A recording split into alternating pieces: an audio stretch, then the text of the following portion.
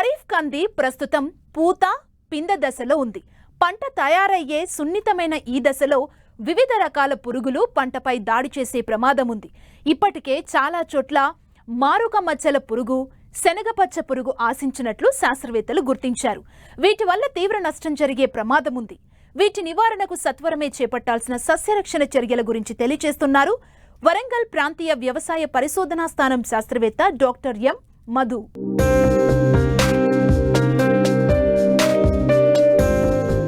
ఖరీఫ్ కంది పంట కాలం సాగు చేసిన రకాన్ని బట్టి 150 నుంచి 180 రోజులు. జూన్ నుండి జూలై వరకు విత్తిన ఈ పంట 40 నుండి 60 రోజుల దశలో ఉంది. చాలా ప్రాంతాల్లో పూత పిందె తయారయ్యే దశలో ఉంది. అయితే 20 రోజుల పాటు బెట్టకు గురైన కంది పంట ప్రస్తుతం కురుస్తున్న వర్షాలకు కుదురుకుంది. చాలా చోట్ల ఎత్తు పెరిగిన కందిలో కలుపు అధికంగా ఉంది. ప్రస్తుతం మొక్కలు శాఖీయంగా అభివృద్ధి చెందేందుకు రైతులు తలలను తుంచడమే కాకుండా అంతర కృషితో కలుపు నివారించాలని సూచిస్తున్నారు వరంగల్ ప్రాంతీయ వ్యవసాయ పరిశోధనా స్థానం శాస్త్రవేత్త డాక్టర్ ఎం మధు. ప్రస్తుతం అపరాలు చూసుకున్నట్లయితే మన తెలంగాణలో ముఖ్యమైన అపరాల పంటలు చూసుకున్నట్లయితే వర్షాకాలంలో అంటే వానాకాలంలో పండించే పంటలు ముఖ్యంగా కంది, తర్వాత పెసర, తర్వాత మినుము. ఎంత విస్తీర్ణంలో సాగు చేసుకున్నాయో ఒకసారి చూసుకున్నట్లయితే ప్రస్తుతం వానాకాలానికి కానీ 2021 వానాకాలానికి కానీ కంది దాదాపు 3.6 లక్షల హెక్టార్లో సాగు చేయడం పడుతుంది.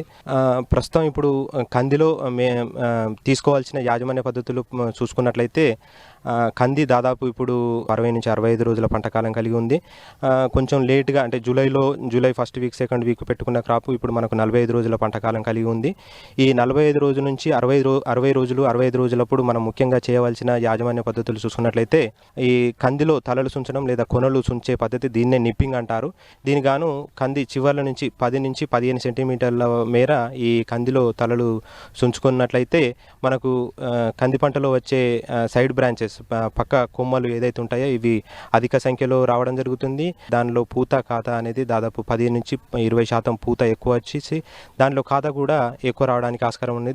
తదనుగుణంగా ఒక 10 నుంచి 15% వరకు అధిక దిగుబడులు సాధించడానికి వీలు కలుగుతుంది. ఇది ఒక ప్రయోజనం, ముఖ్యమైన ప్రయోజనం. అలాగే మనకు ఇప్పుడు కందిలో వర్షాలు బాగా పడుతున్నాయి కనుక మనకు ముఖ్యంగా కందిలో స్పేస్ ఎక్కువ ఉండడం వల్ల సాలుకు మధ్య దూరము దాదాపు సహజంగానే గడ్డి అనేది చాలా పడడం జరుగుతుంది. కలుపు ఇమజితాపైర్ అనే మందు దాదాపు 300 మిల్లీలీటర్లు 1 ఎకరానికి పిచికారీ చేసుకోవాలి 200 లీటర్లలో కలుపుకొని. అంతేకాకుండా ఒకవేళ గడ్డి జాతి కలుపు ఎక్కున్నట్లయితే క్విజలోఫాప్ ఇథైల్ 400 మిల్లీలీటర్లు 200 లీటర్లలో కలుపుకొని 1 ఎకరానికి పిచికారీ చేసుకోవాలి. ఒకవేళ క్విజలోఫాప్ ఇది కాకుంటే ఇంకా ప్రొపాక్విజాఫాప్ అని దొరుకుతుంది. ఇది మార్కెట్లో ఏజిల్ అనే ట్రేడ్ నేమ్తో దొరుకుతుంది. ఇది ప్రొపాక్విజాఫాప్ అయితే 250 మిల్లీమీటర్లు 1 ఎకరానికి అనగా 200 మిల్లీలీటర్లో కలుపుకొని పిచికారీ చేసుకోవాలి. మనకు ఒకవేళ కాంబినేషన్లో కూడా ఇమజితాపైర్ ప్లస్ క్విజలోఫాప్ ఇథైల్, ఇమజితాపైర్ 300 మిల్లీలీటర్లు లేదా మరియు క్విజలోఫాప్ ఇథైల్ 400 మిల్లీలీటర్లు కలిపి కూడా చేసుకున్నట్లయితే సమర్థవంతంగా అన్ని రకాల గడ్డి జాతులు అదుపులోకి వస్తాయి. దాంతో పాటుగా అంతర కృషి కూడా చాలా ముఖ్యమైన యాజమాన్య పద్ధతి. ఇప్పుడు ప్రస్తుతం కందిలో మనకు దొంతి కొట్టుకొని లేదా మామూలుగా ట్రాక్టర్తో కూడా మనకు చిన్న ట్రాక్టర్లు, మినీ ట్రాక్టర్లు అంతర కృషి చేసుకోవడానికి వీలవుతుంది. దీన్ని ట్రాక్టర్తో ఒకవేళ చేసుకున్నట్లయితే మనకు మెకనైజేషన్లో భాగంగా మనకు తొందరగా అయిపోవడం జరుగుతుంది, ఖర్చు తక్కువ ఉంటుంది, కూలీల కొరత ప్రస్తుతం ఎక్కువగా ఉన్నది కనుక ట్రాక్టర్తో చేసుకోవచ్చు. కంది చాలా ప్రాంతాల్లో పూత పిందె తయారయ్యే సమయం. ఈ సమయంలోనే పురుగుల బెడద అధికంగా ఉంటుంది. పూత పిందె దశలో ఉన్న కంది పంటలో మారుక మచ్చల పురుగు, శనగపచ్చ పురుగులు ఆశించడంతో దిగుబడిపై తీవ్ర ప్రభావం పడే అవకాశం ఉంది. రైతులు ఈ పురుగులపై నిఘా ఉంచి వెంటనే తగిన నివారణ చర్యలు చేపట్టాలంటూ సూచిస్తున్నారు. అలాగే ఇప్పుడు మనకు కందిలో రాబోయే కాలంలో అంటే దాదాపు ఇంకొక మనకు అక్టోబరు చివరి వారం నుంచి తర్వాత నవంబర్లో ముఖ్యంగా ఎక్కువగా పూత మనకు పింద దశ నుంచి పూత దశలో రకరకాల పురుగులు రావడం జరుగుతుంది. దానికి తదనుగుణంగా రైతులందరూ జాగ్రత్త వహించి సరైన సస్యరక్షణ చర్యలు చేపట్టాలి. ముఖ్యంగా దీంట్లో చూసుకున్నట్లయితే పేనుబంక, తామర పురుగు ఇవన్నీ వస్తూ ఉంటాయి. దీనికి గాను మనము పేనుబంకకు క్లోరోపైరిపాస్ 2.5 మిల్లీలీటర్లు లేదా మోనోక్రోటోఫాస్ 1.6 మిల్లీలీటర్లు ఏదైనా ఒకటి పిచికారీ చేసుకోవాలి. అలాగే మనకు మరుకా మచ్చల పురుగు, ఇది మన కందిలో ముఖ్యంగా చూసుకున్నట్లయితే, తర్వాత శనగపచ్చ పురుగు ఇంకోటి. ఈ మరుక మచ్చల పురుగు మనకు దాదాపు లేత ఆకులు లేదా లేత పూమొగ్గల మీద కోడిగుడ్డు ఆకారంలో గుడ్లను పెడుతుంది. ఆకులను వాటిని అన్నిటిని గూళ్ళులాగా, పూతను, ఆకులను, లేత ఆకులను, లేత పిందెలను కూడా గూళ్ళుగా మార్చుకొని ఆ గూడు లోపల ఇది పురుగు ఉండి లార్వా గోకి ఈ పదార్థాలను తింటుంది. కాబట్టి పూతను, కాతను చాలా వరకు మనకు లాస్ అనేది జరగడం జరుగుతుంది. దీనిని మనం గుర్తించి సరైన సమయంలో యాజమాన్య పద్ధతులు చేపట్టాలి. దీనికి గాను మనకు మొదటగా ఒక బ్లాంకెట్ స్ప్రే లాగా మనకు వేపకు సంబంధించిన నూనె దాదాపు 1500 ppm 5 మిల్లీలీటర్లు 1 లీటర్ నీటికి కలుపుకొని పిచికారీ చేసుకున్నట్లయితే ఈ అజాడిరక్టిన్ అనే కెమికల్కి అది తల్లి పురుగు కూడా మనకు గుడ్లు పెట్టక ఇష్టపడదు. ఒకవేళ పెట్టిన గుడ్లను కూడా మనము నశించడానికి ఆస్కారం ఉంటుంది. పంటలో పురుగు గమనించినట్లయితే క్లోరోపైరిపాస్ 2.5 మిల్లీలీటర్లు లేదా క్వినాల్ఫాస్ 2 మిల్లీలీటర్లు లేదా మోనోక్రోటోఫాస్ 1.6 మిల్లీలీటర్లు 1 లీటర్ నీటిలో కలుపుకొని పిచికారీ చేసుకోవాలి. వీటితో పాటుగా ఈ పైన చూపెట్టిన కెమికల్స్తో పాటుగా డైక్లోరోవాస్ నువాన్ అని దొరుకుతుంది. ఇది 1 మిల్లీలీటర్లు కలిపి పిచికారీ చేసుకున్నట్లయితే సమర్థవంతంగా దీనిని అదుపు చేసుకోవచ్చు. ఒకవేళ ఉధృతి అధికంగా ఉన్న సమయంలో క్లోరాంటినిలిప్రోల్ 60 మిల్లీలీటర్లు 1 ఎకరానికి, అనగా 0.3 మిల్లీలీటర్లు 1 లీటర్ నీటికి కలుపుకొని పిచికారీ చేసుకోవాలి. లేకపోతే ఈ ఇమామెక్టిన్ బెంజోయేట్ లేకపోతే మనకు ఎసిఫేట్, స్పైనోషాడ్, ఏదైనా ఫ్లూబెండమైడ్ 0.2 మిల్లీమీటర్లు ఏదో ఒక కెమికల్ను కొట్టుకొని సమర్థవంతంగా ఇది నిర్మూలించుకోవచ్చు. తర్వాత శనగపచ్చ పురుగు విషయానికి వచ్చినట్లయితే ఇది కూడా లేత పసుపు రంగులో గుడ్లను పెడుతుంది విడివిడిగా. ఇవి కూడా మనకు పురుగులు లార్వాలు ఏం చేస్తాయంటే ఈ లేత పిందెల మీద లేత కాయల మీద హోల్స్ చేస్తాయి. ఇది తల్ల మాత్రమే లోనికి చొప్పించి లోపల ఉన్న గింజ పదార్థాన్ని తిని వేస్తుంది. మిగతా బాడీ అంతా బయట ఉంటుంది, మిగతా శరీర భాగం.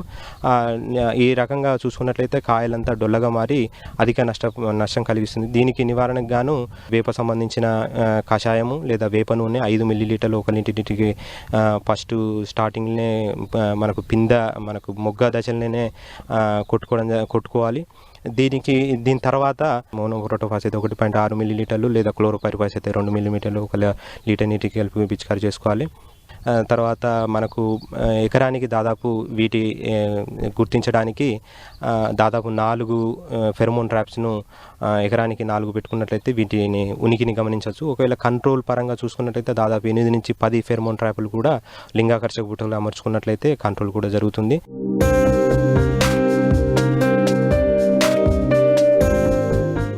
కోసిన కొద్దీ కాపు కాస్తూ టన్నుల కొద్దీ దిగుబడినిచ్చే పంట వంగ.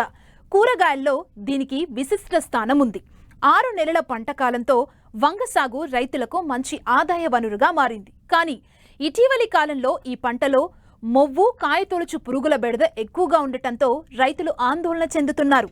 వీటి నివారణకు తీసుకోవాల్సిన జాగ్రత్తల గురించి తెలియజేస్తున్నారు శ్రీకాకుళం జిల్లా ఉద్యాన శాఖ అసిస్టెంట్ డైరెక్టర్ చంద్రశేఖర్.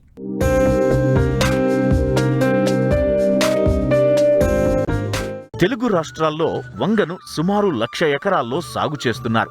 సంవత్సరం పొడవునా వంగ సాగు చేయవచ్చు. ముఖ్యంగా శ్రీకాకుళం జిల్లాలో దాదాపు 2,500 నుండి 3,000 హెక్టార్ల వరకు వంగ సాగుతోంది. వేసవిలో ఫిబ్రవరి నుంచి మార్చి మొదటి వారం వరకు నాటుతారు.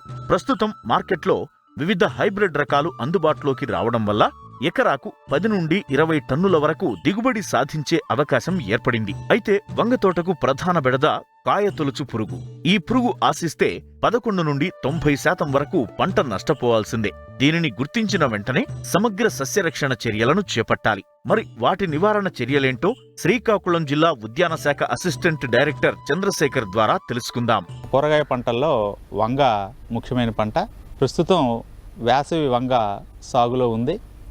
మరి వేసవిలో ఉండే ప్రతికూల వాతావరణ పరిస్థితుల నేపథ్యంలో వంగలో ఎదురయ్యే చీడపీడల్లో ప్రధానమైనది తులిచే పురుగు.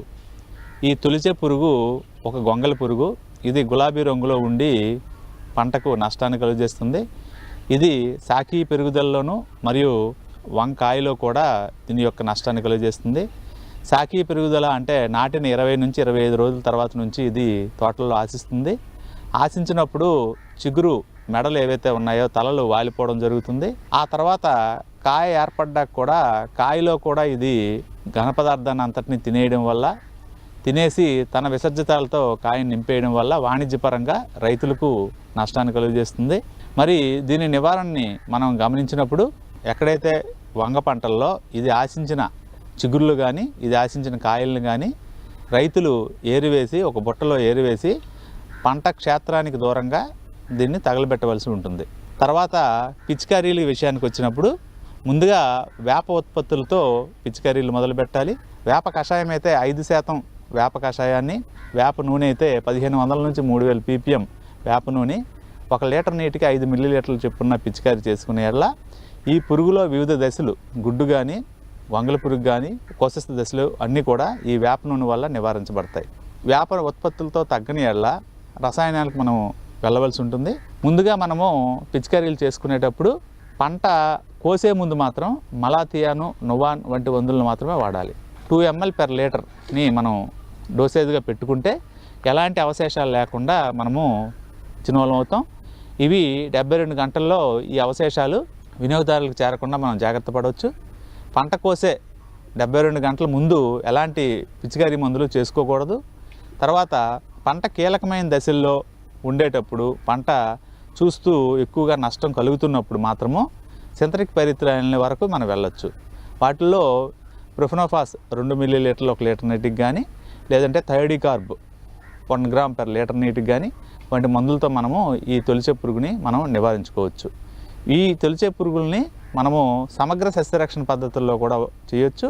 విషపు ఎర్రల్ని పెట్టడం ద్వారా, అలాగే పక్షి స్థావరాలని పెట్టడం ద్వారా కూడా మనం సమగ్ర సస్యరక్షణ పద్ధతుల్లో కూడా చేయొచ్చు. సమగ్ర సస్యరక్షణ పద్ధతులే ప్రస్తుతం రైతులకి నికర ఆదాయాన్ని, పంట ఖర్చుని తగ్గించే విధంగా ఉంటాయి కాబట్టి, అదేవిధంగా పర్యావరణ సహిత ఉత్పత్తులు వస్తాయి కాబట్టి ఆ రకంగా సూచనలు పాటించాలని రైతులకు సూచిస్తున్నాం.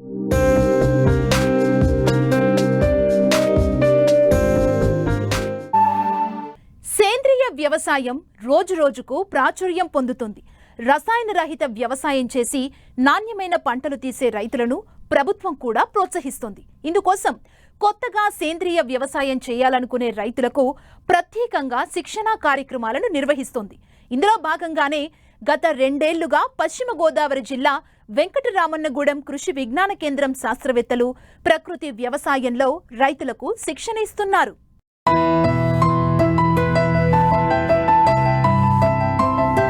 వ్యవసాయ రంగం పర్యావరణ మార్పులతో పాటు విపరీతమైన చీడపీడల వల్ల కునారిల్లుతోంది.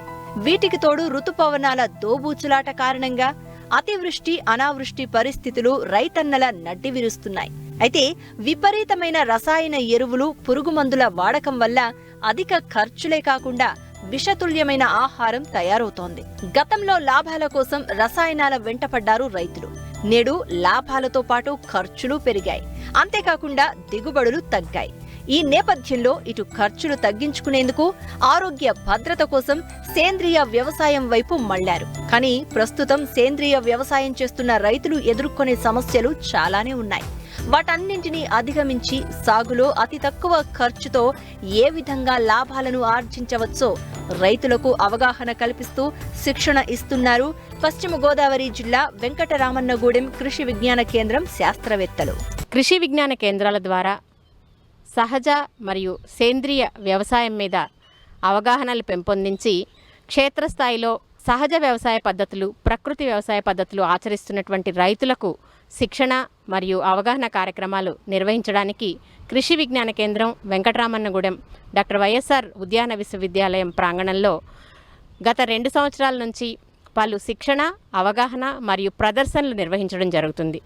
దీనికి సంబంధించి జిల్లాలో ప్రముఖంగా సాగులో ఉన్నటువంటి వరి, కూరగాయలు, నిమ్మ, అపరాలు ఇటువంటి వాటిలో సేంద్రియ లేదా ప్రకృతి వ్యవసాయ విధానాలను రైతులకు నేర్పించడంతో పాటు వారు అవలంబిస్తున్నటువంటి విధానాలకు కావలసినటువంటి ఉత్పత్తి కారకాలైనటువంటి రకరకాల జీవన ఎరువులు, అలాగే జీవ నియంత్రణ కారకాలైనటువంటి సూడోమోనాస్, ట్రైకోడర్మా విరిడి, అలాగే వారు వివిధ సేంద్రియ వ్యవసాయంలో వాడేటువంటి ఉత్పత్తులైనటువంటి ఘనజీవామృతం, ద్రవజీవామృతం, అలాగే రకరకాల కషాయాలు, తర్వాత కోడిగుడ్డు ఎమైనో యాసిడ్, ఇటువంటి వాటన్నిటిని కూడా తయారు చేసుకోవడానికి కావాల్సినటువంటి పరికరాలను కూడా ఈ కార్యక్రమం కింద వారికి అందించి ప్రోత్సహించే దిశగా మాకు ప్రణాళికలు రచించి నిర్వహించడం జరుగుతుంది.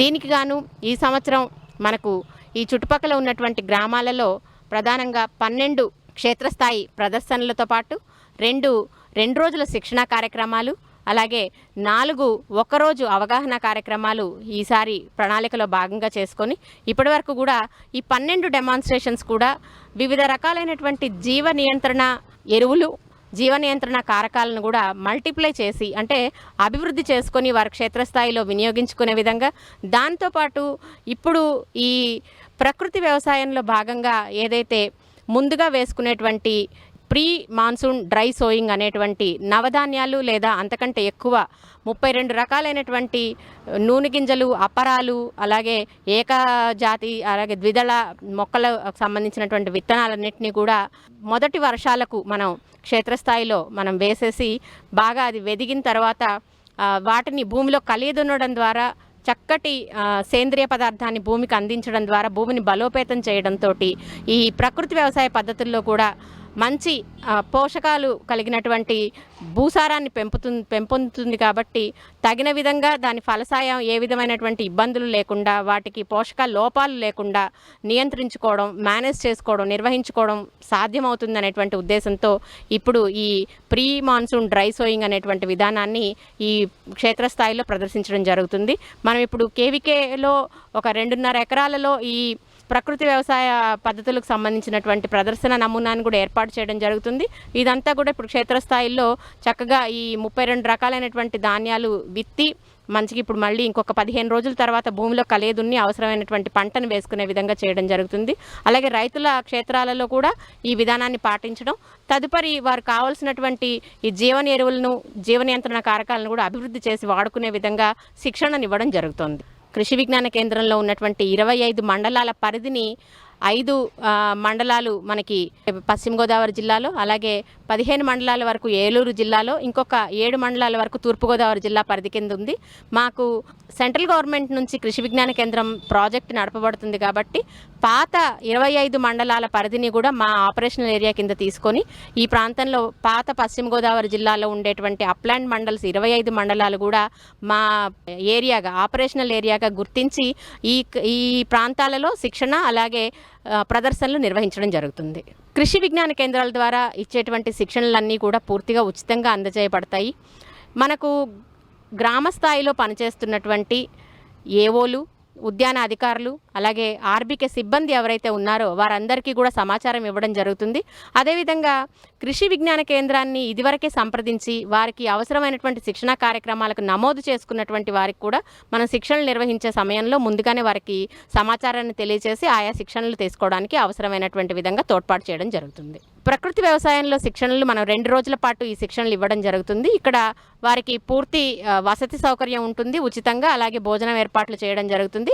శిక్షణ అనంతరం ఆయా సీజన్లో కావాల్సినటువంటి కారకాలని, అంటే మనకిప్పుడు పంటకి ముందుగా వేసుకునేటువంటి విత్తనాలు, నవధాన్యాల వంటి విత్తనాల కిట్లు కావచ్చు, లేదా పంట కాలంలో వేసుకునేటువంటి జీవన ఎరువులు కావచ్చు, జీవ నియంత్రణ కారకాలు, ఇవన్నీ కూడా ఉచితంగా అందించడం జరుగుతుంది.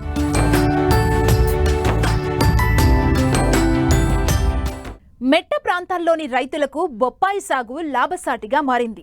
బొప్పాయిలో పోషకాలు అధికంగా ఉండటంతో నానాటికి వినియోగం పెరుగుతోంది. దీంతో పండిస్తున్న రైతులకు సాగు ఆశాజనకంగా ఉంది. అందుకే వీటి సాగుకు రైతులు మొగ్గు చూపుతున్నారు. పండ్ల తోటల సాగులో రైతులంతా ఇప్పుడు నర్సరీలపైనే ఆధారపడుతున్నారు. అందుకు తగ్గట్టుగానే నర్సరీలను ఎప్పటికప్పుడు నూతన సాంకేతిక విధానంతో మొక్కలను అభివృద్ధిపరిచి రైతులకు అందిస్తున్నాయి. ఇలాంటి నర్సరీలు చాలా మంది రైతులకు ఉపాధి మార్గాలయ్యాయి. ఈ కోవలోనే ప్రకాశం జిల్లాకు చెందిన ఓ రైతు షేడ్ నెట్ కింద బొప్పాయి నర్సరీ పెంచి మంచి లాభాలను పొందుతున్నారు.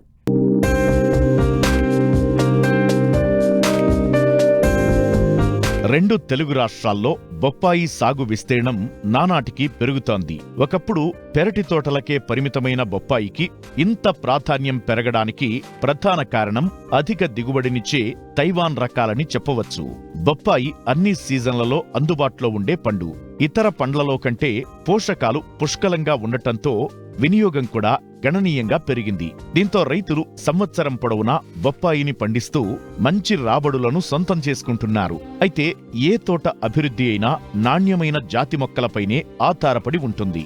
ఒకవేళ మొదటి ఏడాదిలోనే ఏదైనా తప్పు జరిగితే ఆ తరువాతి కాలంలో దానిని సరిదిద్దుకోవడం జరగదు. తోట యజమానులకు తోట దిగుబడి, ఆదాయంలో ఎప్పటికీ తేరుకోలేనంత నష్టం జరుగుతుంది. ఇది దృష్టిలో పెట్టుకునే పండ్ల తోటలను సాగు చేయాలనుకునే రైతులు నర్సరీలపై ఆధారపడుతున్నారు. ఇందుకు తగ్గట్టుగానే నర్సరీలు వెలిశాయి. కాలానికి అనుగుణంగా రైతులకు కావాల్సిన రకాలను అభివృద్ధి చేసి అందిస్తున్నాయి. ఇది మా బొప్పాయి నర్సరీ అండి. ఇది ఈ నర్సరీలో వచ్చేసి ఈ షెడ్డుకు అయ్యే ఖర్చు వచ్చేసి దగ్గర 4 లక్షలు 5 లక్షలు షెడ్, ఓన్లీ షెడ్ వేయడానికి ఖర్చు అవుతుంది. ఇది టెంపరీగా మేము వేసుకునే షెడ్ ఇది. అదే గవర్నమెంట్ సబ్సిడీ ద్వారా వస్తే 25 నుంచి 30 లక్షల రూపాయలు అవుతుంది. మాకు అంత పెట్టుకునే శక్తి లేదు కాబట్టి మేమేదో తాత్కాలికంగా 4 నుంచి 5 లక్షల లోపు షెడ్ ఖర్చు అవుతుంది. ఇదే రౌండపాలెం చెరువు నుండి మట్టి తోలుకొని ట్రాక్టర్ల ద్వారా మట్టి తోలి దాన్ని ప్యాకెట్లలోకి నింపుతాం. నింపిన తర్వాత బెడ్డింగ్ వారీగా బెడ్లు పెడతాం. బెడ్లు పెట్టేసి దాని మీద మళ్ళీ దానికి విత్తనాలు తైవాన్ నుండి విత్తనాలు వస్తాయి. తైవాన్లో 76 నెంబరు ఒరిజినల్ అండి. దాన్ని కొట్టిన నెంబర్ లేదు ఇంకా. తైవాన్ రెడ్ లేడీ అది వచ్చేసి ఒక కిలో విత్తనం వచ్చేసి 4 లక్షల రూపాయలు, 3,90,000 రూపాయలు పడుతుందండి కేజీ విత్తనం.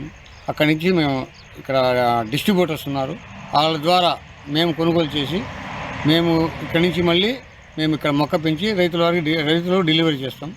మేము ముందు మట్టి తోలిన తర్వాత మట్టి దగ్గర నుంచి మళ్ళీ లేబర్ని పెట్టి విత్తనాలు బెడ్డింగ్ పెట్టడము, దానికి జల్లి పోసి మట్టి విత్తనం జాగ్రత్తగా ఒక విత్తనం వచ్చేసి 7 రూపాయలు పడుతుంది. ఒక విత్తనం ఖరీదు 7 రూపాయలు పడుతుందండి. మా నర్సరీ ఒక కాస్ట్ కూడా దగ్గర 4 నుంచి 5 లక్షలు 6 లక్షల రూపాయల దాకా ఖర్చు వస్తుంది. మొక్క 40 నుంచి 45 రోజుల తర్వాతనే మనము ప్రధాన పొలంలో నాటుకోవాలి. ఈ లోపల ఏమైనా తెగుళ్ళు అంటే ఏరుకుళ్ళు, కాండకుళ్ళు, రెండు తెగుళ్ళు మాత్రమే దీనికి వస్తుంటాయి. దీనికి రెడామిల్ గోల్డ్ స్ప్రే చేసుకుంటే సరిపోతుంది. లేదంటే బ్లైటాక్స్ అని పొడి ఉంటుంది, ఆ పొడి కూడా దీనికి వాడుకోవచ్చు. ఏరుకుళ్ళు కానీ కాండకుళ్ళు కానీ రాకుండా నివారించగలుగుతుంది. తర్వాత పోతే 40 నుండి 45 రోజులు మొక్క పెరిగిన తర్వాత ప్రధాన పొలంలో నాటుకోవాలి. ఒక మొక్క వచ్చేసి 10 నుంచి 12 రూపాయలు పడుతుందండి. లేబర్ ఖర్చు అయితే దగ్గర 10 నుంచి 12 లక్షల రూపాయలు ఖర్చు వస్తుంది. విత్తనం ఖరీదు 4 లక్షలు పడుతుందండి కిలో. ప్యాకింగ్, విత్తనము, షెడ్ ఖర్చు మొత్తం లెక్కేసుకుని దగ్గర కేజీకి వచ్చేసి 1,50,000 నుండి 2 లక్షల ఖర్చు వస్తుంది. ఒక కేజీకి వచ్చేసి 60,000 మొక్కలు వస్తాయి. ఒక 60,000 రూపాయలు ఒక కేజీ మీద ఒక 60,000 రూపాయలు మాకు మిగులుతాయండి. ఒక 4 లక్షల దాకా మొక్క పెంచాము. 5 లక్షల దాకా, 4 లక్షలు 3 లక్షల దాకా మిగులుతాయి మాకు. రైతులు ప్రధాన పొలంలో నాటే ముందర ఒక ట్రాక్టర్ కానీ ఆటో కానీ తీసుకొచ్చుకుంటారు. వాళ్ళకి కావాల్సిన కాడికి వేసుకోవచ్చు. ఎక్కడైనా చావు నాట్లు ఒకటే కావాల్సి ఉంటే వాళ్ళు మళ్ళీ టమాటా బాక్సులు తీసుకొచ్చుకొని బాక్సులు పెట్టుకొని తీసుకెళ్తుంటారు.